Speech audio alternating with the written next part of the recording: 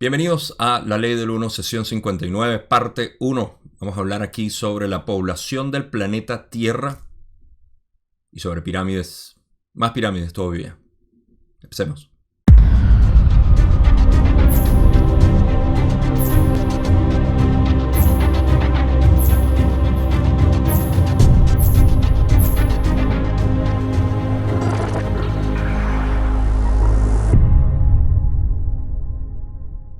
Tenemos una sesión en su mayoría hablando de pirámides. Afortunadamente, para ponerle un poquito de matiz a este tema, tenemos al principio una discusión sobre lo que es frustración, odio o rabia. Y después vamos a hablar de algo que es lo más fascinante, que quizás nos tome la mayor cantidad de tiempo. Al menos en esa pregunta es donde me voy a detener más, porque hay mucho que hablar. Pero es sobre la población del planeta Tierra. Aunque su gran mayoría es información curiosa para nosotros, que nos gusta saber los detalles de la formación del planeta, de la evolución de las entidades aquí y todo lo demás. Me parece que tiene algo importante, que es lo que voy a mencionar, por supuesto, al final, una vez que hable de todos los detalles que están implícitos dentro de esta línea de preguntas, porque son dos preguntas que Don tiene. Lo de las pirámides, por supuesto, se va a explorar es la energía que está dentro de la pirámide, cómo se usa o cómo se manifiesta, qué es lo que hace, todo eso. Así que Don estaba bastante interesado en las diferencias que tenían los espirales dentro de la pirámide, y a eso le vamos a llegar ahorita. Ahora, la pregunta 1 y 2 son preguntas que excluí porque eran básicamente Don preguntando cómo está Carla y por qué está tan cansada. Ra le dijo, está igual que hemos mencionado anteriormente, o sea, baja de energía física y vital, o la vital está lo suficiente como para hacer la sesión, pero energía física desgastada, al menos eso es lo único que recuerdo yo de la sesión pasada. Y que no podían decir el por qué estaba cansada, porque eso sería infringir en el libre albedrío de Carla. Por cualquier razón, ya sea por razones privadas o porque era una información que ella no sabía y tenía que descubrir por sí misma. Y la otra pregunta fue sobre si Jim se podía mover del lado donde estaba sentado para que mejorar a Carla, o si eso la beneficiaba de alguna manera. Y Ra dijo que no, simplemente de manera seca dijo no tiene ningún tipo de ayuda. Y ahora entramos a lo que es la primera pregunta que tengo para poder empezar, la pregunta 3, donde Don va a preguntar por Jim la siguiente pregunta. Dice, tengo una pregunta que dice de Jim, que dice: creo que he penetrado en el misterio de mi ira de toda la vida por cometer errores. Creo que siempre he sido consciente, subconscientemente, de mis capacidades para dominar nuevos aprendizajes. Pero mi deseo de completar con éxito mi misión en la Tierra ha sido energizado por el grupo de Orión en una ira irracional y destructiva cuando fracaso. ¿Podrías comentar esta observación?, le pregunta Don. Si puede comentar sobre la observación que hizo Jim. Ra dice, sugeriríamos que, dado que esta entidad es consciente de su posición como errante, también puede considerar qué decisiones preencarnativas emprendió en relación con la parte personal u orientada a sí misma, de la elección de estar aquí en este tiempo-espacio particular. Esta entidad es consciente, como se ha dicho, de que tiene un gran potencial. ¿Pero potencial para qué? Esta es la pregunta preencarnativa. Vamos a empezar por aquí, donde la pregunta de Jim es simplemente, he estado consciente de, o me he hecho consciente de la razón, o creo saber el por qué me molesta tanto, en esencia, fracasar o no tener éxito, porque estoy consciente ahora de mi misión en la Tierra y que del potencial que tengo.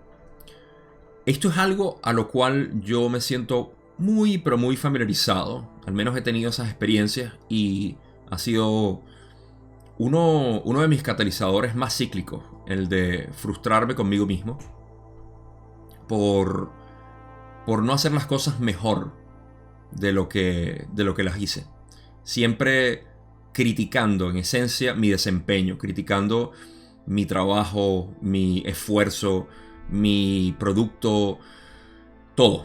Que es una crítica que, si bien ha potenciado básicamente mi, mi maestría en ciertos aspectos, desde niño, puedo recordar que esto es desde niño, en mis juegos, siempre quería ser el mejor, no por la gloria ni por por la, no sé, el orgullo de que fuera mejor, sino simplemente porque yo podía ser mejor. Y esto es algo que, de nuevo, me siento muy familiarizado, porque yo nunca busqué la aprobación, o quizá, bueno, subconscientemente lo estaba haciendo, pero conscientemente puedo decir que mi crítica era de siempre tener un mejor desempeño, notar cuáles eran mis errores. Les pongo un ejemplo. Jugando ajedrez fue muy frustrante para mí porque yo veía mis errores. Y en esencia, o sea, cualquier jugador de ajedrez sabe que esa es la esencia de mejorar. Ver cuáles fueron tus errores. Y saber que tú ganaste por los errores de los demás. No porque tú eres mejor o por nada por el estilo. Sino simplemente porque el otro cometió más errores. Recuerdo a Garry Kasparov, que decía, el famoso ruso, creo que era Garry Kasparov, cuando dijo que él sabía que ganaba porque cometió menos errores que el oponente. Y tal cual. Pero bueno, me desvío mucho en esto. Y el punto es que yo era bastante crítico de mi trabajo, de mi desempeño, de mi juego. Y eso siempre fue en todo. En básicamente todo lo que yo pude hacer. Entonces, para no seguir hablando de mí, es simplemente el hecho... Y ahorita vuelvo a hablar de mí porque solamente puedo hablar de mí. Es la única experiencia real que tengo. Y Jim dice que se ha dado cuenta de que esto ha sido potenciado o exacerbado por el grupo de Orión, que le ha potenciado esa ira, ¿no? Es lo que dijo Jim. Ahora, Raleigh dice, primero, para empezar, sugerimos que, ya que sabes que eres un errante, le dicen a Jim básicamente, que consideres qué decisiones preencarnativas emprendiste en relación con la parte personal u orientada a sí misma, ¿okay? De la elección de estar aquí, básicamente en este tiempo-espacio, en esta encarnación. Lo están invitando a que reflexione sobre las razones por las cuales él decidió encarnar aquí. Ustedes dirán, Gabo, eso es muy difícil, ¿cómo uno puede hacer eso? Pues en realidad no lo es. La única dificultad que vas a encontrar son tus propias limitaciones de aceptar quién eres, porque lo único que necesitas para saber cuál es tu misión aquí es aceptar quién eres. O sea, eso ya está escrito en tu frente, en esencia. Y si no lo quieres ver, es simplemente porque tienes razones por las cuales no quieres verlo. Pero está ahí. ¿Okay? Por eso es que lo invitan. Dicen, esta entidad es consciente de que tiene un gran potencial. ¿Pero potencial para qué?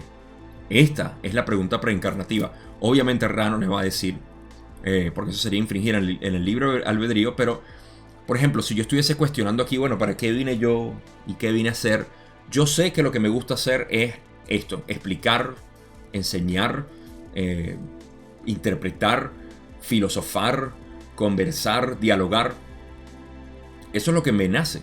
Ahora, yo no sé si esto es un servicio o no. Yo empecé a grabar estos videos simplemente por el hecho de que me provocó, me sentí un gran impulso para hacerlo y lo empecé a hacer.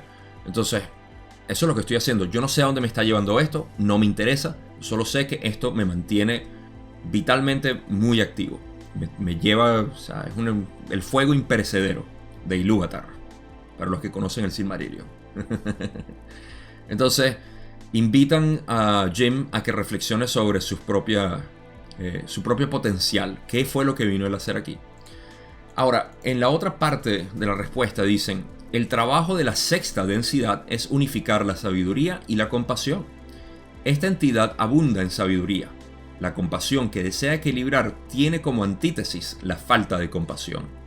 En el ser más consciente, esto se expresa o se manifiesta como falta de compasión por el yo. o sea, por sí mismo. Creemos que esta es la suma de los conceptos sugeridos para el pensamiento que podemos ofrecer en este momento sin infringir. Evidentemente no pueden infringir el libre albedrío de Jim al tratar de darle más información de lo que él ya sabe. Entonces han utilizado información que él ya sabe, como el hecho de que él es un errante. Queda a especulación de cada quien preguntarse si Jim es de quinta o de sexta, porque aquí están hablando en el segundo párrafo sobre el trabajo de sexta densidad, que es unificar la sabiduría y la compasión. Esta entidad abunda en sabiduría. Entonces, ¿quiere decir que es de quinta densidad porque abunda en sabiduría? ¿O quiere decir que es de sexta densidad porque está balanceando ambas? No lo sé, no es importante, pero lo que podemos sacar de aquí, que es lo más relevante para nosotros, es que este es el... en la sesión 44 o 45, creo, hablé sobre lo que es el síndrome del mártir. El mártir es aquella persona que sobreabunda en compasión. Tiene mucha compasión, tiene el corazón muy abierto y tiene una sabiduría muy reducida, lo cual es la mayoría de la gente en la Tierra. O no la mayoría, pero la mayoría de las personas que están, digamos, abriendo su corazón. Tienden a tener esta debilidad o esta sensibilidad. Debilidad en el sentido metafísico nunca se refiere a una discapacidad. Recuerden eso. Sobre todo en mi lenguaje, porque yo utilizo palabras que son fuertes en el lenguaje político. Pero ustedes saben que a lo que me refiero metafísicamente, una debilidad es un potencial. ¿Okay? No estamos hablando de una discapacidad que... tú tienes el corazón cerrado y vas a ser una entidad así toda tu existencia en la creación. Si tu debilidad es tener el corazón cerrado, eso es un potencial. Si tu debilidad es tener un corazón muy abierto, ese es tu potencial, porque tienes que balancearlo con sabiduría. Ahora, ¿por qué menciono el síndrome del mártir? Porque el mártir tiene como opuesto no sabría cómo decirlo, pero este individuo, no tengo un nombre ahorita para este individuo, pero este individuo que era Jim y que hasta cierto punto soy yo, porque me siento reflejado enormemente en que la compasión, la sabiduría, esto no quiere decir que yo no tenga compasión, sino que tenía demasiada sabiduría para compasión. Estaba desbalanceado, básicamente. No es que ni siquiera es mucha sabiduría tampoco, simplemente había un desbalance entre compasión y sabiduría. Y ese era yo, ciertamente. Lo sigo siendo hasta cierto punto porque lo noto en mí. Y es el proceso por el cual estoy pasando. Pero entonces, ¿qué dice Ra? Que el proceso o el trabajo de sexta densidad es balancear este amor y sabiduría, o compasión y sabiduría. Porque compasión no es más que amor. Es una aceptación de la otra persona y entendimiento. Compasión es entender con amor a otra persona. O a ti mismo, que es a lo que va Ra aquí. Cuando dicen que la compasión que se desea equilibrar tiene como antítesis la falta de compasión, están diciendo básicamente como que mira, o sea, si tú estás buscando compasión es porque te falta compasión. No hay nada muy rebuscado ahí. Ahora dicen, en el ser más consciente esto se expresa, se manifiesta como falta de compasión por el yo. Esta es la parte más importante. En mi caso, por ejemplo, cuando yo trataba con poca compasión, o pudiera todavía tratar con poca compasión a otras personas, es porque reconozco que no es que tengo compasión con otras que no tengo compasión con otras personas, sino que no tengo compasión conmigo mismo. Y en esencia estoy proyectando mi ser en el otro. Entonces cuando veo que hay una debilidad mental, no debería utilizar esa palabra ya que acabo de aclarar ese término. Cuando veo que una persona tiene... Bueno, sí, de hecho, ¿no? Vuelvo a repetir lo que dije. Cuando yo veo una debilidad en otra persona y lo noto con falta de compasión, reconozco que esa falta de compasión o debilidad es la mía, en realidad. O sea, a la que yo le tengo miedo o a la que yo siento una limitación o bloqueo. Y esto es lo que invita básicamente a esto. Es el mismo trabajo que se está haciendo en el mártir, de decir, esa sobreabundancia de compasión me está diciendo ese bloqueo que tengo de querer ver las cosas. Me duele mucho que la gente esté muriendo y que la gente esté, qué sé yo, en la guerra o con el virus y estén distraídos por esto y lo otro. Eso les afecta mucho. Pues te falta la sabiduría. estás viendo en los demás o en la realidad una sabiduría que te falta. La estás proyectando de esa manera. Entonces este es el balance, este es el equilibrio de cuarta y quinta, o cuarto y quinto centro energético. Y para resumir todo esto, lo importante aquí es que nosotros, bueno, si eres como yo, tenemos una falta de compasión con nosotros mismos. Yo la puedo sentir, ciertamente. Yo puedo sentir esa falta de compasión que he tenido conmigo mismo en tantas instancias en las que me he sentido crítico y mi juicio hacia mí mismo ha sido muy fuerte. Es muy fuerte, de verdad. Y eso es una falta de amor al yo. Entonces lo que hay que hacer es activar básicamente ese amor incondicional del corazón verde que todos tenemos, que simplemente tenemos que admitir, activar y poder irradiar hacia esa situación de una u otra manera. Cada quien tiene un método distinto, pero ese es el trabajo. Así que si sufres de frustración contigo mismo, contigo misma, si te autocriticas demasiado, ten compasión contigo mismo. O sea, no hay otra salida. Piensa que si esto es algo que yo siempre digo y he tenido que aplicar yo mismo, es que si ves a otra persona en la situación que tú estás, le dirías lo mismo que te estás diciendo mentalmente o actuarías de otra manera. Por eso es que digo que es un trabajo reverso. Por ejemplo, en mi caso, yo antes podía actuar sin compasión hacia otras personas. Y quizá todavía lo hago, pero no me he dado cuenta. Pero en cuanto uno se da cuenta, lo primero es uno darse cuenta, admitir que tienes un desbalance. En ese momento empiezas a dejar de actuar, ¿no? O sea, físicamente o a hacerle daño a otras personas por tu actuar y proyectarte en el otro de manera verbal o física.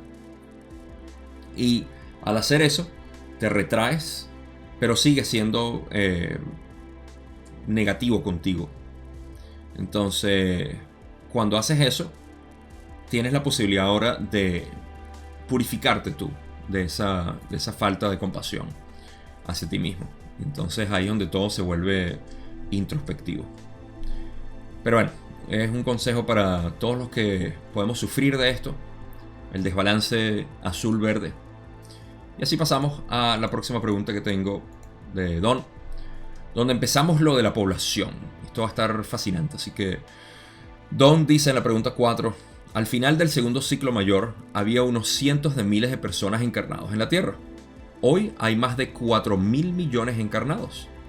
Los más de 4.000 millones de personas que están encarnadas hoy estaban en los planos terrestres, pero no encarnados en ese momento o vinieron de otra parte durante el último ciclo de 25.000 años.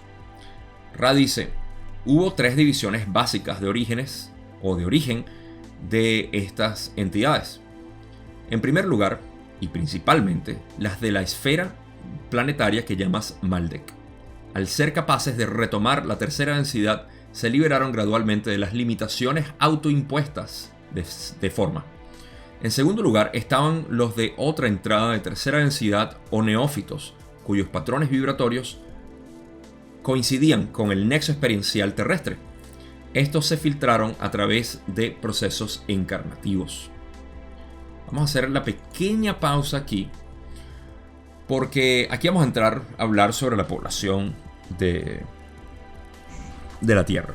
Ok, vamos a refrescar el conocimiento que tenemos como 30 sesiones o más de 30 sesiones sin hablar, creo. Los ciclos, la población, planetas y otros detallitos. El primero es los ciclos. Los ciclos se refieren al ciclo de tercera densidad.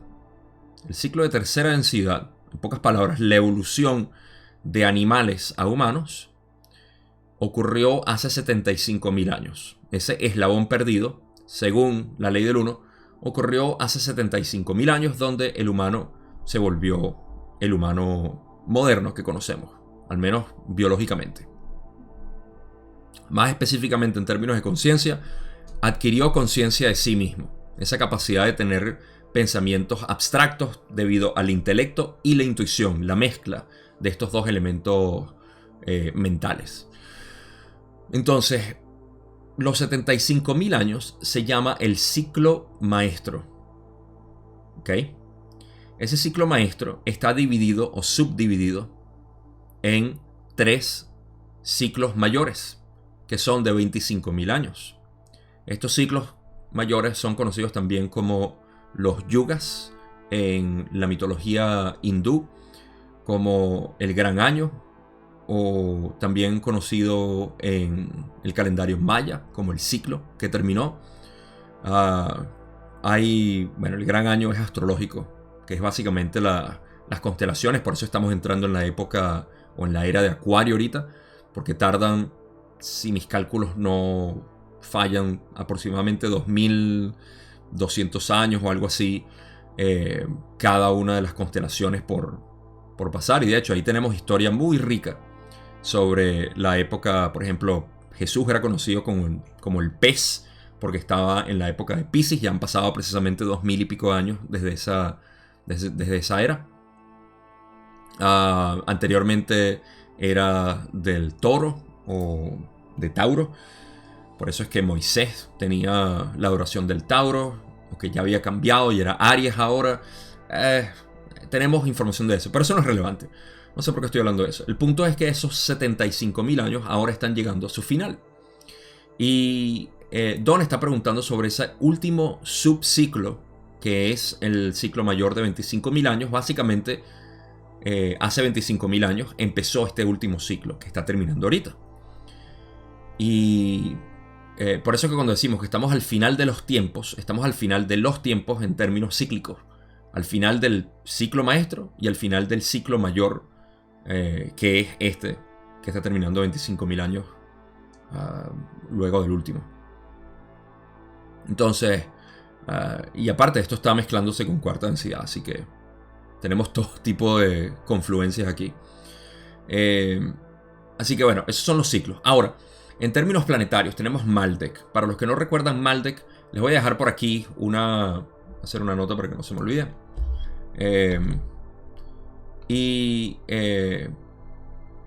Eso de Maldek, les voy a dejar aquí, como ya dije, los videos relacionados a Maldek, para que si quieren indagar un poco más a la historia, si no recuerdan o si no han visto el video. Pero Maldek fue un planeta que aparentemente estaba entre Marte y Júpiter, y sus entidades de tercera densidad, los humanos por así decir, explotaron el planeta. Y se especula, esto no está en el material de Ra, pero se especula que el cinturón de asteroides es básicamente los restos de este planeta, así como los cometas, que son los cuerpos de agua que formaban parte de este planeta y por eso salieron disparados hacia el exterior. Pero bueno, eso es Maldek. Y lo último que quiero decir es que hay ciclos. Obviamente hay planetas. Hablando de planetas, hay planetas que terminan su ciclo y deciden ir a otros planetas por las razones que voy a explicar ahorita. Y hay también planetas que terminan su ciclo inesperadamente, como Maldek o Marte, al cual también voy a explicar un poquito ahorita. Pero bueno, lo que Ra dice es que en primer lugar y principalmente estas 3 divisiones están hechas de lo siguiente. Maldek. La mayoría de la gente viene de Maldek. Otra parte que hay que refrescar. Cuando dicen al ser capaces de retomar la tercera densidad, se liberaron gradualmente de las limitaciones autoimpuestas de forma. ¿Por qué? Porque cuando ellos explotaron su planeta quedaron en un estado desorientado. Luego de estar desorientado, la Confederación pudo ayudarlos y los hicieron básicamente hacerse conscientes de que eran entidades. Ni siquiera podían tener congruencia para saber que eran entidades. Cuando salieron de ese limbo, ellos mismos decidieron encarnar en tercera densidad aquí en el planeta, pero dentro de un cuerpo de segunda densidad, que es lo que llamamos pie grande.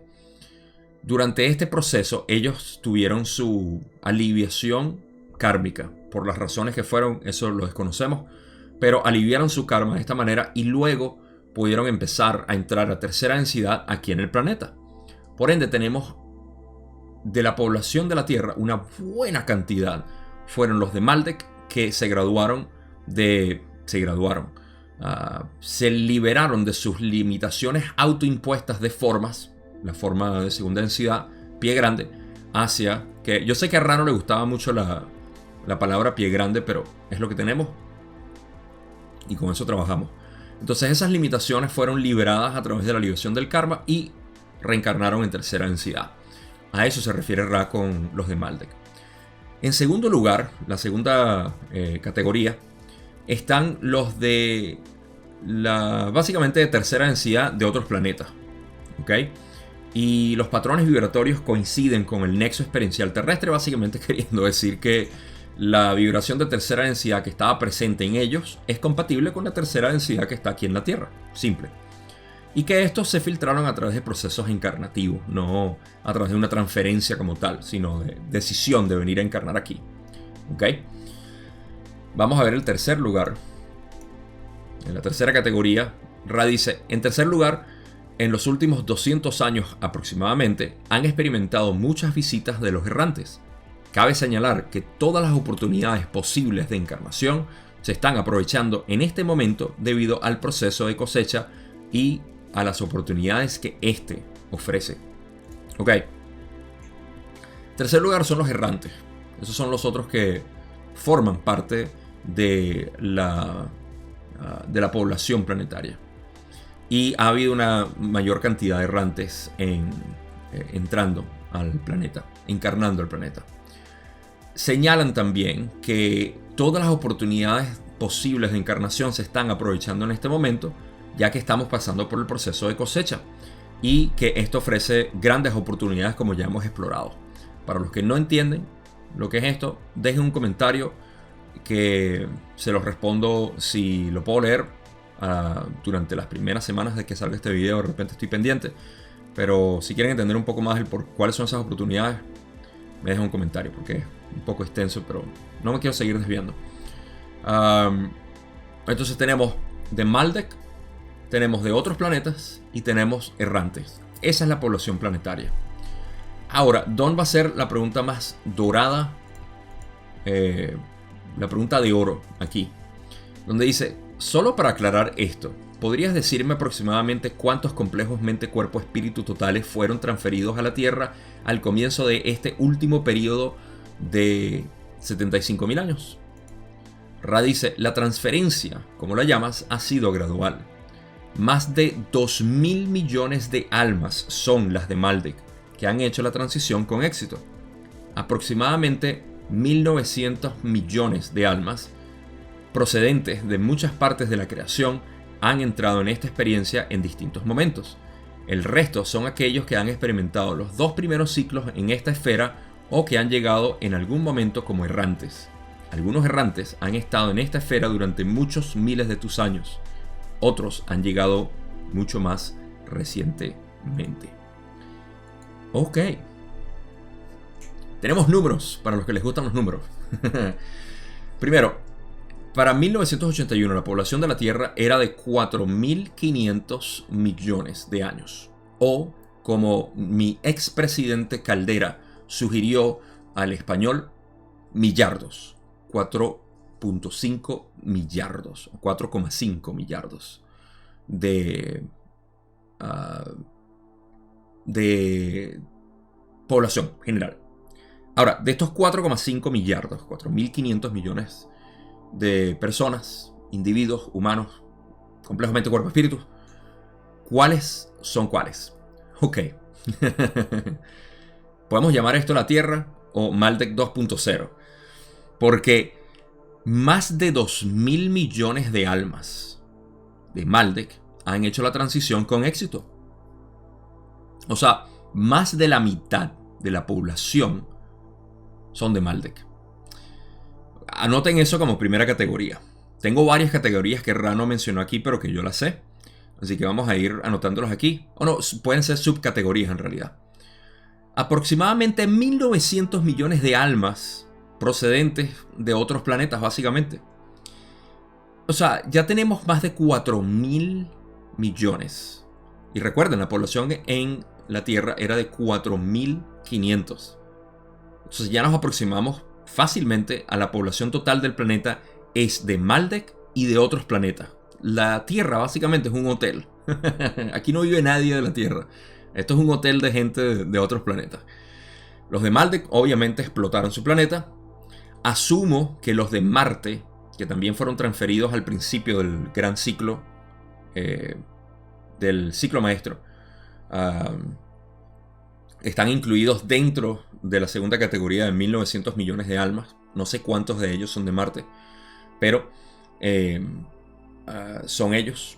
Tienen que estar ahí. Y el resto son aquellos que han estado aquí en la Tierra, ¿okay? Graduados de segunda densidad, planetas nativos, aborígenes de la Tierra como tal, más los errantes, que son pocos. Recuerden, para 1981 Ra nos dio el número de aproximadamente 65 millones de errantes. Así que los que están poniendo números ahí, bueno, ya saben que es un porcentaje mínimo de la población que eran errantes. Ahora, les tengo una sorpresa, que hay números actualizados de los errantes que existen ahorita. Y son menos de los que yo había pensado. Pero son más de los que teníamos en 1981.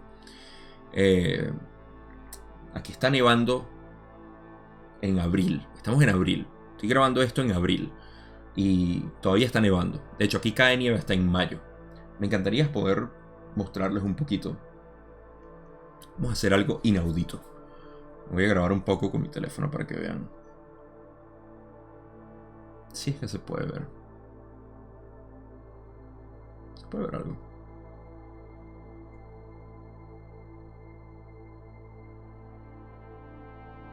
Fascinante vivir aquí. Ok. ¿Vieron cómo está nevando? En abril. En primavera. Y las flores no les importa. Las flores están saliendo como que... No me importa la nieve, es que baje de cero la temperatura. Ok. Entonces, retomamos lo que es la población como tal. Las subcategorías que yo tengo aquí son las siguientes. Tenemos errantes, pero también tenemos aquellos que no son considerados errantes como tal, sino que son graduados de tercera a cuarta y que vienen a su experiencia de cuarta temprana aquí. Eso para mí son los nuevos bebés que están naciendo ahorita. En su gran mayoría son de tercera, graduados de tercera, cuarta en otro planeta y vienen a tener su experiencia aquí. La razón por la cual están viniendo muchos de estos, y esto está en la canalización que les voy a compartir ahorita, la razón por la cual tenemos esto es precisamente porque la gran mayoría del planeta parece que no va a hacer la transición a cuarta densidad. En pocas palabras, miles de millones de personas van a tener que repetir tercera densidad en otro u otros planetas, dependiendo. Yo me imagino que hay una afinidad entre ellos o entre nosotros. No sé si yo vaya a repetir también. Nos iremos juntos a otro planeta. ¿Ustedes se van a ir conmigo para otro planeta de tercera densidad? Espero que sí. No, uno no sabe. Entonces, esa transición que no pueden hacer, y ahorita debido a que existen estas oportunidades para los que están graduados de tercera a cuarta, se vienen para acá porque necesitamos poblar el planeta Tierra, básicamente. O sea, el hotel se tiene que llenar, y una vez más, si no es de las personas de aquí del planeta Tierra, tiene que ser de otras partes. La creación es una, de todos modos. Aquí no hay xenofobia. Sobre todo en cuarta. En tercera sí. En tercera tenemos hasta xenofobia planetaria. Ah, tú eres de Maldek, yo soy de Marte. No, tú eres ustedes son todos unos navegados, como decimos en Venezuela los margariteños. Los de Margarita le dicen a los de tierra firme que son unos navegados, porque tienen que navegar para poder llegar a Margarita, que es una isla. Y son navegados de otros planetas. Aquí hay xenofobia de todo tipo. Entonces, tenemos esa subcategoría también. Y bueno, están los que me parece a mí que se han graduado a cuarta densidad y han regresado. O sea, los que se han graduado aquí del planeta Tierra, que han sido varios, y regresan para seguir ayudando. Entonces, tenemos varias categorías, pero en general, para hablar de población, tenemos esto que Ra nos dice. Ahora, lo último que les voy a mencionar es esta canalización de Kubo del 2018 en marzo. O sea, hace 4 años exactamente. Tenemos números actualizados de los errantes que estaban aquí y pasaron de ser de 65 millones en 1981 a 350 millones o más en el 2018.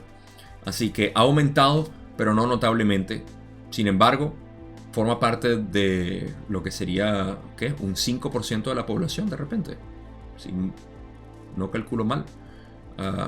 Sí, porque 10% sería, sí, aproximadamente 5% de la población son errantes. Así que, si te sientes que eres errante, estás en el 5% de la población, más o menos, según números de la Confederación, lo cual yo tiendo a tomar muy seriamente. Así que bueno, esta es la discusión, digamos, curiosa o interesante. Pero ahora, lo que realmente le podemos sacar el jugo a esto es lo siguiente. Olvídense de toda la población, números de donde son errantes, quien sea. No importa de quién. Tú puedes ser de Maldek, puedes ser de aquí de la Tierra, puedes ser de Marte, de Deneb, de las Pléyades, de lo que tú quieras. Eso no te da ninguna distinción superior o inferior. Simplemente te hace un integrante más del planeta Tierra. ¿Por qué menciono todo esto? Porque el saber esto, entendemos que la conciencia colectiva, porque ustedes no son, o nosotros no somos entidades individuales, nosotros somos un planeta, ¿ok? Y este planeta tiene una conciencia mezclada, obviamente, por la configuración de todas las entidades que viven aquí. La gran mayoría viene de explotar su planeta. Más de la mitad de la población viene de explotar su planeta. Esto no quiere decir que son salvajes todos, obviamente. ¿Podemos juzgar a toda la población del planeta Tierra por la élite? No. Sin embargo, lo que es relevante es que vienen traumados con esa explosión. Eso es parte de nuestra conciencia colectiva. Otros vienen de destruir su planeta o convertirlo en no habitable, como los de Marte. Luego otros vienen de repetir tercera densidad, porque hay dos subcategorías de los que vienen de otros planetas de tercera densidad. Los que se graduaron de cuarta o de tercera a cuarta, que están viniendo ahorita, y están los que tuvieron que repetir tercera densidad y no tenían otro planeta donde ir porque su planeta subió a cuarta, lo mismo que está pasando aquí, entonces vinieron aquí al planeta Tierra. Y por supuesto existen aquellos como los de Deneb, que se graduaron de segunda a tercera, pero no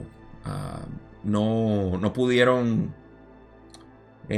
continuar en tercera densidad en su planeta porque el Sol, si mal no recuerdo, estaba envejeciendo no sé, no estaba habitable el planeta para ellos en tercera densidad. Y vinieron para acá. Entonces hay una gran cantidad de mezcla. Somos bastante heterogéneos en términos del origen, pero hay una homogeneidad que se manifiesta como lo que Ra llamó, creo que fue en la sesión 34, 35, por ahí 34, si mal no recuerdo,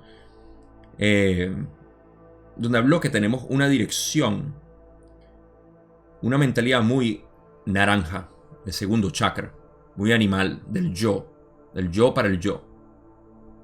¿Y por qué digo todo esto? Porque esta conciencia se filtra a través de nosotros y nosotros tomamos identidad como eso. Por eso es que el proceso de liberación para mí es tan importante, porque no solo te liberas básicamente de cualquier tipo de identidad, que si eres de la Tierra, que si estás con los de Maldek, que si eres de las Pléyades, que si eres un errante de sexta. O sea, básicamente la liberación es algo que te vuelve el creador. Lo que Ra dice de conócete, acéptate, conviértete en el creador es básicamente la liberación. El resto que podemos encontrar aquí de identificarnos con que, me pregunto de dónde soy, me pregunto cuál será mi trabajo, me pregunto, todo eso es jugar con identidad. No estoy diciendo que no sea útil, pero si podemos entender digamos que si podemos tener un entendimiento superior, ¿por qué no? ¿Por qué no partir desde ese entendimiento superior y luego describir cuál es nuestra misión o hablar desde ese punto de vista? En pocas palabras, pasemos por kinder antes de ir a segundo o tercer grado, bachillerato, etc. Entonces, es importante mantener en mente que nuestra población contiene todo esto porque nosotros lo manifestamos con nuestra oscuridad. ¿Okay? Las identidades que nosotros hemos adoptado, la egoica, es literalmente la mezcla que tenemos del planeta.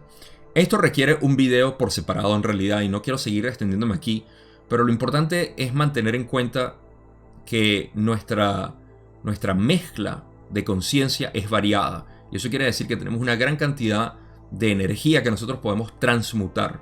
Lo que sea que te hayan dado a ti, tu crianza te dio una serie de predisposiciones mentales hacia identidad. Todo eso es lo que tú tienes que liberar, en esencia. Eso es todo lo que quiero decir. Si tienes complejos, si tienes inclinaciones, si tienes prejuicios, si tienes desviaciones mentales, lo que sea, todo eso lo puedes aceptar y decir, ok, esta es la porción que me tocó a mí de la conciencia colectiva para yo refinar. ¿Cómo la refino? Liberándola, porque no lo soy. ¿Ok? Pero bueno, de nuevo, aquí puedo crear un seminario completo hablando de esto. Pero vamos a pasar a tu tema favorito, que son las pirámides. Así que, pregunta 6, donde dice: estoy tratando de comprender las 3 espirales de luz en forma de pirámide. Me gustaría interrogar sobre cada una de ellas. La primera espiral comienza debajo de la cámara de la reina y termina en la cámara de la reina. ¿Es esto correcto? Ra dice: esto es incorrecto. La primera noción de la luz en espiral ascendente es como la de un recolector. La energía de la luz es recogida a través de la atracción de la forma de la pirámide a través de la parte inferior o la base. Así, la primera configuración es una semi-espiral. Bueno, ahora tenemos que hacer un recordatorio, en esencia, de lo que es la pirámide. Y para eso vamos a hablar, bueno, tenemos bastante fresco lo que es esto. Y tengo que decir que lo más relevante aquí a mencionar es lo que es la formación de la pirámide como tal. ¿Okay? Tenemos la pirámide y en la pirámide entra básicamente la luz, o no entra, se concentra el prana. El prana está presente en todas partes, como vamos a explorar en una de las preguntas que Don hizo. Ese prana se concentra abajo con una semiespiral. ¿Okay? Esa concentración es la que está diciendo Ra aquí, aclarando la pregunta de Don, en realidad, que fue que si la primera espiral comienza debajo de la cámara de la reina y termina en la cámara de la reina. Sí comienza debajo de la cámara de la reina, pero no termina en la cámara de la reina, como vamos a ver ahorita. Entonces, es importante ver que desde la parte de abajo de la pirámide es donde se está concentrando inicialmente la energía. Ra dice que la primera noción de la luz en espiral ascendente es como un recolector. Esa energía de luz que es recogida a través de la atracción de la forma de la pirámide a través de la parte inferior o la base. Esa primera concentración es debido a la forma de la pirámide. Eso es un buen punto también que mencionar ahorita para refrescar lo que es la pirámide. No se trata de que sea una pirámide sólida, sino simplemente de la geometría. Tú puedes hacer una pirámide de papel y va a hacer el mismo efecto. La puedes hacer de cartón, de plástico, como dijo Ra, o sea, de hilos si quieres. Y es la geometría lo que va a hacer básicamente la energía. Ustedes pueden ver eso cuando notan, por ejemplo, un mandala o ven los tejidos que hacen nuestros indígenas fantásticos, llenos de colores y esas geometrías que hacen. Nada más al verlo, ustedes pueden sentir la energía de eso. Entonces, es la pirámide, la forma de la pirámide lo que recoge la energía, no la construcción piramidal como tal. Recuerden eso. Ahora, eso es lo que es incorrecto, que no termina en la cámara de la reina. Don dice, pregunta 7, ¿esto sería similar al vórtice que se obtiene cuando se libera el agua de una bañera? Hablando de el vórtice que se crea en la base de la pirámide. Ra dice, esto es correcto, excepto que en el caso de esta acción la causa es gravitacional, mientras que en el caso de la pirámide el vórtice es el de la luz en espiral ascendente que es atraída por los campos electromagnéticos engendrados por la forma de la pirámide. Tal cual como estaba diciendo ahorita, recuerden. Bueno, primero la distinción que hace es que en una bañera, cuando se suelta el agua y se forma ese vórtice, es por la acción gravitacional. Mientras que estos vórtices se forman por la forma de la pirámide que engendra los campos electromagnéticos, y esos campos electromagnéticos hacen que se moldee, por así decir, el prana de una manera específica. Por supuesto, un círculo es una forma geométrica que causa también una concentración de prana, pero de una manera diferente. No sé, un icosaedro, un cubo, lo que sea, cualquier tipo de... Un octaedro, que es básicamente una pirámide también, pero dos pirámides, forma otro tipo de energía, aunque es la misma pero duplicada, me imagino. En cualquier caso, eso es lo que está ocurriendo.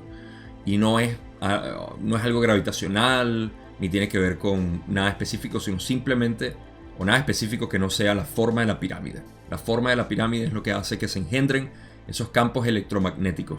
Y esos campos electromagnéticos moldean o forman, concentran, focalizan el prana que está presente en esencia en todo el espacio, en el océano de espacio que tenemos. Don dice en la pregunta 8, entonces la primera espiral después de esta semiespiral es la espiral utilizada para el estudio y la sanación. En relación con la posición de la cámara de la reina, ¿dónde comienza y termina esta primera espiral? Ra le dice, la espiral que se utiliza para el estudio y la sanación comienza en la posición de la cámara de la reina o ligeramente por debajo de ella, dependiendo de tus ritmos terrestres y cósmicos.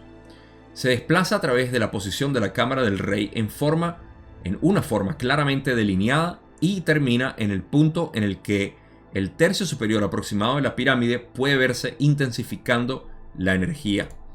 Ok, para seguir el proceso de la formación de esta energía, la pirámide existe, la base es la que forma, o en la base es donde se forma la semiespiral, que son esas primeras dos, es como una especie de arco que se forma desde la base de la pirámide.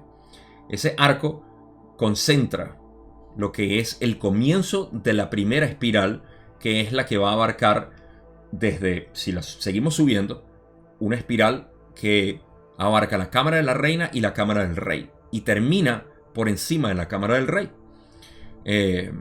Por eso que dicen, se desplaza a través de la posición de la cámara del rey en una forma claramente delineada y termina en el punto en el que el tercio superior aproximado de la pirámide puede verse intensificando la energía. Supongo que el tercio superior, la tercera parte de la pirámide, es donde precisamente termina esta primera espiral y forma la segunda espiral. Pero no voy a hablar de la segunda espiral todavía. Entonces, esta primera espiral está abarcando lo que es el trabajo que se hace en la cámara de la reina y la cámara del rey. O, más precisamente, la cámara de iniciación y la cámara de sanación. Y bueno, comienza otro punto que aclarar aquí. No me pregunten, esto está fuera de mi sueldo por completo. No me pagan por esto, pero no entiendo o no sé de qué depende. O sea, bueno, sé que depende de los ritmos terrestres y cósmicos, pero no sé cómo afecta el hecho de que la primera espiral pueda comenzar en la posición de la cámara de la reina o ligeramente por debajo de ella. Me parece que es un punto bastante trivial, pero Ra lo está mencionando. O sea, depende de los flujos o ritmos terrestres y cósmicos. Lo que sí puedo asociar con esto es que Ra dice que la pirámide ya no está funcionando como funcionaba antes porque los ritmos terrestres y cósmicos han variado, han cambiado. O sea, me imagino que tiene que ver con el campo electromagnético de la Tierra, de alguna manera. Y también con la posición de la Tierra en relación a las estrellas, los planetas y todo esto. Principalmente a las estrellas, me parece. Pues son los ritmos cósmicos, no planetarios. Pero, de nuevo, primero es trivial y segundo, no sabría cómo elaborar en cuanto a cómo esto afecta la posición de donde empieza esa espiral, esa primera espiral. Innecesario de todas maneras. Don continúa y dice en la pregunta 9: ahora bien, la primera espiral es evidentemente diferente, de alguna manera, a la segunda y tercera espirales, ya que tienen usos y propiedades diferentes. La segunda espiral comienza entonces al final de la primera espiral y sube, supongo, hasta el vértice de la pirámide. ¿Es esto correcto? Raleigh dice: esto es parcialmente correcto.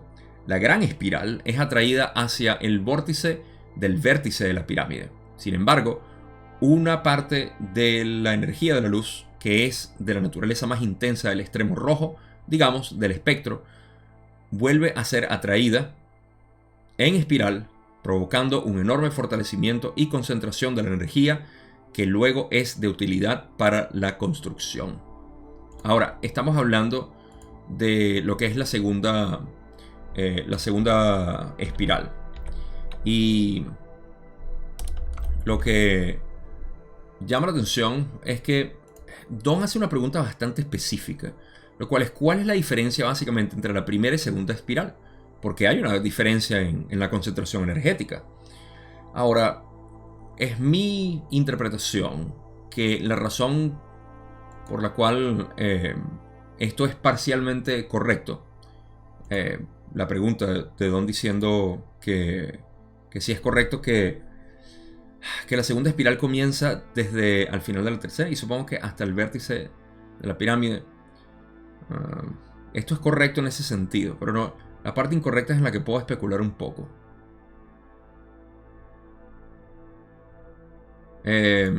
Bueno, simplemente porque dicen que es correcto, porque yo sé que la segunda espiral termina en el vértice de la pirámide, como dice Ra. La gran espiral es atraída hacia el vórtice del vértice de la pirámide, que es ese último punto en la punta de la pirámide. Sin embargo, una parte de la energía de la luz, me imagino que es algo separado, que también ocurre, vuelve a ser atraída en espiral por segunda vez, no sé, provocando un enorme fortalecimiento y concentración de la energía que luego es de utilidad para la construcción. Yo supongo que este es uno de los usos que se le da a la segunda espiral, la cual vamos a explorar ahorita vagamente. Y vamos a ver el por qué. Quizá la parte incorrecta o parcialmente. Lo que Ra dice que es parcialmente correcto, quiere decir que hay una parte incorrecta. La parte incorrecta es el uso. No lo sé. Pero Don de todas maneras sigue preguntando aquí y dice: y luego la tercera espiral irradia desde la cima de la pirámide. ¿Esto es correcto? Esto sí. La tercera espiral completa lo hace así. Esto es correcto. Es bueno considerar con la semiespiral fundacional que suministra el prana para todo lo que pueda ser afectado por las tres espirales de luz ascendentes siguientes. Aquí no hay mucho que decir, simplemente que Don está preguntando que si la tercera espiral empieza en la punta de la pirámide, en la punta total, ya externo hacia la pirámide. Y Raleigh dice que sí, que es correcto. Y que consideremos también que la semiespiral fundacional, o sea, la que empieza a recolectar el prana, es básicamente fundacional, que suministra el prana para que todo. No sé por qué hicieron esa mención ahí. O sea, sabemos que la fuente de esta concentración energética viene de ahí, pero ¿por qué lo mencionaron? No estoy seguro tampoco. No creo que sea algo muy útil, de todas maneras. A menos que estemos estudiando las energéticas, la función energética de la pirámide. Don pregunta 11. Ahora estoy tratando de comprender lo que. Repito, ahora estoy tratando de comprender lo que ocurre en este proceso. Llamaré a la primera semiespiral posición 0 y las otras tres espirales 1, 2 y 3. La primera espiral es de estudio y de sanación. ¿Qué cambio tiene lugar en la luz, o toma lugar en la luz, desde la posición 0 hacia la primera espiral que hace que esa primera espiral esté disponible para la sanación y el estudio. Esta es una pregunta fantástica, de verdad. O sea, ¿cuál es la diferencia? Pero Ra dice lo siguiente: el prana recogido por la forma piramidal gana coherencia en dirección energética. El término luz en espiral ascendente es una indicación no de tu concepto de arriba y abajo, sino una indicación de lo que se dirige hacia la fuente de amor y luz. Así, toda la luz o prana es espiral ascendente, pero su dirección, tal y como comprendes este término, no está reglamentada y no es útil para el trabajo. Aquí solamente puedo interpretar, honestamente. Así que tomen esto con un granito de sal, como dicen en inglés. Porque Don está preguntando cuál es la diferencia, básicamente, entre la primera y la segunda. Porque si la primera se usa para espiral, para estudio y sanación, e iniciación también, recuerden. Entonces, ¿para qué se usa la segunda? O sea, ¿y cuál es la diferencia? ¿Qué cambios ocurren en la luz para que esto pueda ser utilizado de diferentes maneras? Ahora, lo que Ra dice aquí se los puedo explicar, pero no sé qué relación tiene con la pregunta. Dice: el prana recogido por la forma piramidal gana coherencia en dirección energética. Esta es la formación de la energía dentro de la pirámide. Recuerden que la energía viene desde un punto, llamémoslo neutral, o vacío, en el sentido de que no tiene forma. Tiene potencial forma, ¿ok? Pero no tiene forma. Y la pirámide le da esa forma que la llamaremos coherencia. Esa coherencia que estaba hablando, que se forma con la geometría. Ok, vamos bien. Eso es lo que quiere decir aquí. El prana recogido por la forma piramidal gana coherencia en dirección energética. Bien. El término luz en espiral ascendente es una indicación no de tu concepto de arriba y abajo, sino de una indicación de lo que se dirige hacia la fuente de amor y luz. Eso lo entendemos bastante bien. La luz espiral ascendente no es más que la inercia de evolución que tiene la energía y que se manifiesta en elementos, animales o bacterias de animales, luego humanos, luego entidades de luz que van eventualmente llegando hacia la singularidad. Ese impulso es la luz espiral ascendente. La luz espiral ascendente es simplemente la inteligencia energética de la creación para evolucionar. Ok, vamos bien. De esa manera, toda luz o prana es espiral ascendente. Eso tiene sentido. Toda la energía que existe está en espiral ascendente. Vale. Pero su dirección, tal y como comprendes este término, no está reglamentada y no es útil para el trabajo. Lo otro que puedo especular aquí es que lo que quieren decir es que, ok, ustedes dicen, ¿qué es prana? Bueno, prana es esto. Todo lo que ustedes ven es prana. El prana no viene de un lugar específico. No tienes que ir a una isla remota, ni tienes que ir a otro planeta para recoger prana. El prana lo estás respirando. Lo estás consumiendo. Lo estás viendo. Lo estás sintiendo. El prana es todo. Entonces, el prana como está, no está reglamentado porque su dirección, tal y como la entendemos en términos direccionales, no está reglamentado. O sea, no tiene por qué ir a ningún lado específico, sino que es como la función de la onda, que colapsamos para poder ver, ok, hay materia aquí, o hay un humano, o hay luz, o lo que sea, o pensamientos, colapsamos. Siempre colapsamos todo en nuestra mente, de manera cuántica, ¿no? Ese es el proceso de la conciencia. La conciencia es lo que está colapsando todo, y por eso es que decimos, tú estás creando el universo, porque lo estás creando. O sea, tú eres el creador del universo. Sin ti no hay universo, en esencia. Si no hay ojos que vean el sol no existe, ¿sí? Entonces, no es útil para el trabajo cuando no está en coherencia, me imagino. Y por eso es que la pirámide crea esta coherencia en la energía o prana. Lo que no entiendo es cómo esto responde a la pregunta de Don, que cuál es la diferencia entre uno y otro. Sin embargo, tenemos indicios de lo que quizá o al menos tenemos más para seguir hablando. Pero no sé si lo que viene va a seguir respondiendo. Don dice, podría suponer entonces que desde todos los puntos del espacio la luz irradia en nuestra ilusión hacia afuera en un ángulo sólido de 360 grados. Y esta forma recolectora con la pirámide crea entonces la coherencia de esta radiación como mecanismo de enfoque. Esto es correcto y esto es completamente correcto, como ya hemos dicho.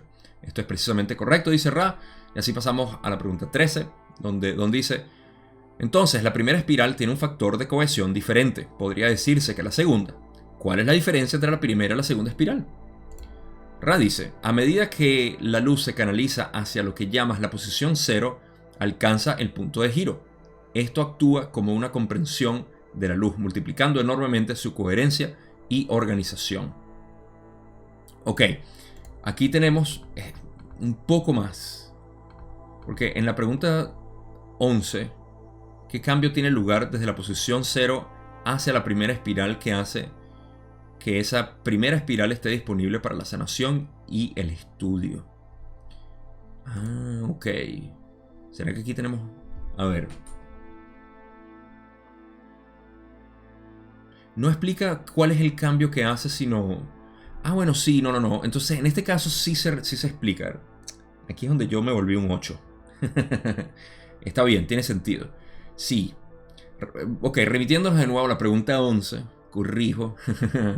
corrijo. Sí tiene sentido a la pregunta de Don, porque Don lo que preguntó fue que si... O sea, ¿qué cambio tiene lugar en la luz desde la posición cero? Me había equivocado yo de la primera a la segunda. Porque ahorita cuando pregunté de la primera a la segunda. Entonces, como ya expliqué, bueno, todo lo que expliqué tiene sentido ahora. Desde el punto cero, donde el prana simplemente se está recolectando, ¿ok? Y no tiene mucha utilidad. A partir de ese punto es que agarra coherencia para tener utilidad en la primera espiral. Y esa es la pregunta que Don hizo y Ra respondió simplemente explicando el proceso de la energía. Ahora Don sí pregunta cuál es la diferencia que hay entre la primera y la segunda espiral. Y en esta Ra le dice que a medida que la luz se canaliza hacia lo que llamas la posición cero, alcanza el punto de giro. Esto actúa como una comprensión de la luz, multiplicando enormemente su coherencia y organización. Esto tiene sentido dentro de mi analogía que ahorita les voy a dar. Pero este es desde el punto cero. La pregunta de Don es entre la primera y la segunda espiral. Ra no responde eso, simplemente que nos indica Ra que el punto cero lo que hace es dar mayor comprensión, multiplicando enormemente su coherencia y organización. Correcto. Entonces, eso es lo que da cabida a la primera espiral. Pero Don pregunta, y yo creo que le hace seguimiento.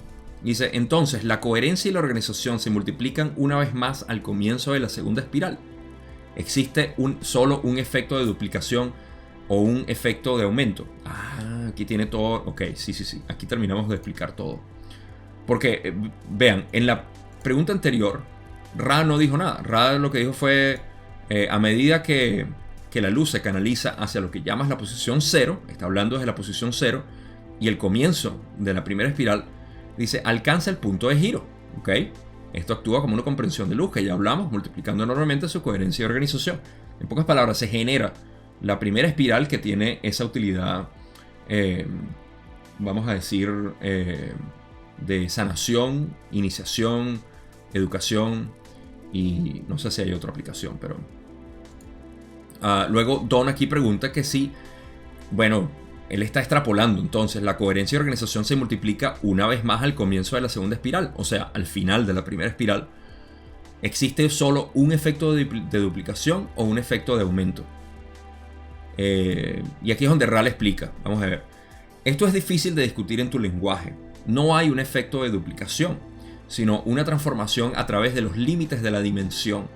De modo que la luz que estaba funcionando para que la utilizaban, esto está mal escrito, para los que la utilizaban, no está bien, para los que la utilizaban en la configuración espacio-tiempo, tiempo-espacio, se convierte en luz que trabaja en lo que puedes considerar una configuración interdimensional de tiempo-espacio a espacio-tiempo. Esto provoca una aparente difusión y debilidad de la energía en espiral. Sin embargo, en la posición 2, como la has llamado, se puede trabajar mucho interdimensionalmente. Ok, ahora sí tiene todo el sentido del mundo. Fíjense, primero, cuando entramos a la segunda espiral, Ra dice que es difícil de hablar en nuestro lenguaje. Muy bien, vamos a ver el porqué. Aclaran que no existe un efecto de duplicación, sino una transformación a través de los límites de la dimensión. De modo que la luz que estaba funcionando para los que la utilizaban en esencia en la configuración del físico a lo metafísico, eso es lo que quieren decir con espacio-tiempo, tiempo-espacio, ahora se convierte en una luz que puede ser trabajada en lo que nosotros llamamos una configuración interdimensional de tiempo-espacio a espacio-tiempo. O sea, se puede trabajar. Ahorita se lo voy a explicar con más detalle, básicamente. Pero saquen esto. Esta es la parte en bruto de esta respuesta. En la primera espiral se trabaja del físico a lo metafísico. En el segundo espiral se trabaja de lo metafísico a lo físico. O al menos la energía se presta para eso. Por eso es que en la pirámide no habían cámaras por encima de la cámara del rey. Estaba sólido, básicamente, no había nada. Esto provoca una aparente difusión. Esto, bueno, aclaratoria de cómo funciona esta energía, segunda espiral. Ra dice, esto provoca una aparente difusión y debilidad de la energía en espiral. Aparente para nosotros. Todo lo que es aparente es desde lo físico a lo metafísico. Nosotros pudiéramos ver que no existe una utilidad o una gran utilidad en esa espiral, porque sí las tiene para nosotros perceptualmente. Pero no voy a hablar de eso ahorita. Creo que vamos a indagar un poco de eso en la segunda parte. Pero ahora, esta segunda espiral es, en esencia, la que se utiliza para trabajo metafísico. No desde el espacio-tiempo, sino desde el tiempo-espacio, hacia lo físico. Y dicen que se ve como una debilidad desde aquí, pero en realidad, la posición 2 en la posición 2 se puede trabajar mucho interdimensionalmente. Entonces, cuando existas entre dimensiones, puedes trabajar con esa espiral. Ahora, el ejemplo que les voy a poner, o la similitud obvia que existe, es la siguiente.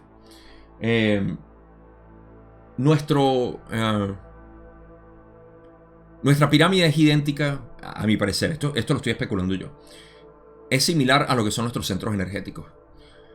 Si se dan cuenta, la raíz Muladhara, chakra de raíz rojo, este chakra lo que hace es dar energía. ¿Qué es lo que hace la pirámide abajo? Dar energía, la concentra para darle uso. El uso de nosotros es generar un complejo mente, cuerpo, espíritu. Fantástico. En la pirámide es generar energía que pueda ser útil. Un espejo, lo voy a llamar un espejo para que la entidad se pueda reflejar. Ahora, ¿qué sucede en la cámara de la reina y en la cámara del rey? Ocurre sanación, iniciación, sanación y educación. ¿Qué pasa en nuestros centros energéticos inferiores? En lo físico. Tenemos iniciación, sanación, ¿verdad? La sanación es de los centros energéticos inferiores. Y tenemos educación, aprendemos, conocemos. Lo mismo que está pasando en la pirámide. Ahora, esto todo es en el plano físico. Llévenlo a las densidades de conciencia. Primera, segunda y tercera densidad son físicos, o lo que nosotros conocemos como materia física. Luego, ¿qué sucede en cuarta y quinta? Al final de la primera espiral, o básicamente en el corazón de la pirámide, empieza lo metafísico. Así que pueden ver la relación que hay entre el trabajo de espacio-tiempo a tiempo-espacio en los centros energéticos inferiores o la parte de abajo de la pirámide, y el trabajo metafísico, igual que nosotros hacemos del corazón a la garganta, que se hace en la segunda espiral de la pirámide. Por eso es que nosotros, cuando trabajamos del corazón y la garganta, estamos trabajando desde un proceso metafísico a lo físico. Mientras que trabajamos con el balance de nuestros centros energéticos inferiores, estamos trabajando con lo físico, que parece externo, hacia lo metafísico que somos nosotros. Y ese es el balance que ocurre. Entonces no es descabellado pensar, y de hecho encaja perfecto, el por qué la pirámide generaba una especie de espejo perfecto para que la entidad se pueda reflejar y decir mis centros energéticos deberían funcionar de esta manera o de otra manera, y de esa manera iniciarse, sanar y poder tener de hecho un sistema de educación ahí dentro de la pirámide. Ahora, si pueden ver esta similitud, pueden ver el por qué el rayo índigo es la punta de la pirámide, que es donde comienza la tercera espiral. Básicamente la espiral de la infinidad. Es el portal hacia la infinidad inteligente. Es esa punta de la pirámide que Ra ha mencionado. Es lo que se utiliza y ellos mismos hacen una analogía con que la punta de la pirámide o esa tercera espiral es similar a la de aquellas personas que utilizan el rayo índigo para poder mover metales, levitar o hacer cualquier tipo de trabajo metafísico que está reservado para cuarta, quinta y sexta, pero que tienen el recuerdo aquí, penetran el velo y pueden hacer ese trabajo sin ningún tipo de utilidad aparente, pero lo hacen. Y entonces tienen esa capacidad. Es tal cual lo que está ocurriendo en la punta de la pirámide. Pueden ver una asociación perfecta con lo que es el complejo mente-cuerpo-espíritu y la pirámide. Y el por qué la pirámide se utilizaba para iniciación, sanación y educación, según dice Ra. Eso es todo lo que puedo sacar de esta respuesta. Espero que tenga sentido. Vamos a dejarlo hasta aquí porque todavía falta más discusión de pirámides. No puedo completar este tema sin pasarme de las 2 horas, lo cual no voy a hacer. Así tenemos parte 2 de la sesión 59. Conclusiones. Hablamos de las pirámides, lo cual no quiero seguir hablando. Ya creo que hablé bastante de ellas. Pero me interesa la primera pregunta, en realidad. La primera pregunta es lo más importante para dejárselo. Lo cual es el cómo trabajamos nuestra frustración, nuestra ira, nuestra proyección de rechazo de nosotros mismos hacia otras personas u otras situaciones, eventos, nuestra vida en general. ¿Y qué significa esto? Que tenemos nuestra capacidad de darnos cada vez más amor a nosotros. Haz un ejercicio ahorita cuando termines este video. Busca tu canción romántica favorita y dedícatela. Escúchala como que si fueras tú misma o tú mismo. Te la estás dedicando a ti, te la estás cantando a ti. A veces podemos ser tan crueles con nosotros que no nos damos cuenta de que nosotros jamás le haríamos eso a otra persona. Y al hacer eso nos estamos maltratando enormemente. Y ¿cómo podemos aceptar a otras personas si no nos aceptamos a nosotros? Es básicamente lo que está diciendo esto. Lo cual yo sé que es una lección bastante básica, pero a veces las lecciones básicas son las que tenemos que aprender cada vez más, ¿no? Hay que ser compasivos con uno mismo. E incluso aquellas personas que son duras consigo mismos porque tienen un corazón muy abierto, tienen que quizá tener un poco más de compasión consigo mismo para poder generar esa sabiduría. Es el mismo proceso. Les comparto que cuando estamos enamorados de una persona y tenemos esa afición o esa obsesión, a veces esa pasión por la otra persona, en realidad lo que estamos es enamorados de la historia que nos contamos a nosotros mismos, que representa la otra persona. En pocas palabras, la otra persona encaja dentro de una historia que nosotros mismos nos queremos crear y estamos enamorados es de la historia, no de la persona. La persona es un elemento en nuestra historia. Es la historia lo que estamos enamorados. Y con eso les dejo la última reflexión, que es que todos y cada uno de nosotros somos criaturas perfectas y hermosas. La única razón por la cual nosotros no podemos ver eso en otra persona es porque tenemos prejuicios de cómo debería ser la otra persona, precisamente porque nosotros creemos que deberíamos ser algo distinto. Vean todo el juego mental que estamos creando aquí, este torbellino de lo que debería ser, lo que no somos, lo que no son y lo que el mundo debería ser. O sea, es fantástico cómo nos hemos distorsionado de simplemente ver a cada persona como un árbol o una flor inmaculada, impecable, perfecta, hermosa como tal, sin juicio, sin pensamiento. Simplemente vemos a la persona y decimos, ¿sabes? Es perfecta, así. Eso es todo lo que sé. Eres perfecta, no porque tenga un juicio de decir eres perfecta porque esto es imperfecto, simplemente porque todo es perfecto como tal. Mucho que reflexionar con esto, pero sobre todo esa compasión. Aquí, sentirla de verdad, abrirte y decir, ¿cómo puedo verme reflejado en esto? ¿Cómo puedo darme ese amor que me hace falta? Con esto llego al final de esta primera parte de la sesión 59. Recuerden, la segunda parte vamos a seguir hablando de pirámides. Y hasta la sesión 60 vamos a hablar, adivinen de qué, pirámides. La primera parte de la sesión 60 va a ser pirámides. Y luego, no sé si hablemos más de pirámides. Así que disfruten mientras se puede, mientras hay información. Gracias por ser parte de esto, por tolerarme por más de una hora, por disfrutar este contenido. En la descripción están los vínculos para que se unan al grupo de Facebook, la tribu, Gaia Despierta. Estamos ahí todos reunidos, gente compartiendo de todo tipo de cosas. Estamos abiertos, somos una comunidad abierta. Sí, tú perteneces ahí. Tiene el grupo de estudios asociado, el grupo de estudios de la Ley del Uno, en el cual a veces comparto cosas, otras personas comparten también reflexiones, solamente para estudiar la Ley del Uno. Cualquier publicación ahí es de la Ley del Uno. No va a encontrar memes, ni fotografías, ni nada. Simplemente preguntas y respuestas con respecto a la Ley del Uno. ¿Tienes una pregunta para mí? Déjamela ahí. Déjamela también en los comentarios. Creo que eso es todo. Sígueme en los medios sociales. Están ahí abajo. Si no me sigues ya. Comparto siempre contenido de la Ley del Uno. Coméntame qué te parece el podcast. ¿Dónde lo estás escuchando? Déjame algún comentario. No tengo más nada que decir. Se les quiere mucho. Nos vemos a la segunda parte de la sesión 59.